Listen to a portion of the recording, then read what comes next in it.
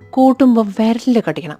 ആ ഒരു സൈസ് മോരറി വെള്ളിരിക്കൊണ്ടേ. അതാണ് കേട്ടോ എന്നെ ഉദ്ദേശം. സംഭവം വാങ്ങിക്കുമ്പോഴേ കാട പച്ച വാങ്ങിക്കരുത് കേട്ടോ. കുറച്ചിൻ്റെ പഴുക്കാറായ ആ ഒരു ഐറ്റം ഉണ്ടല്ലോ, അത് മതി. ഉപ്പ്, മഞ്ഞപ്പൊടി, വെള്ളം, പച്ചമുളകും വേണമെങ്കിൽ പറഞ്ഞു കേട്ടോ.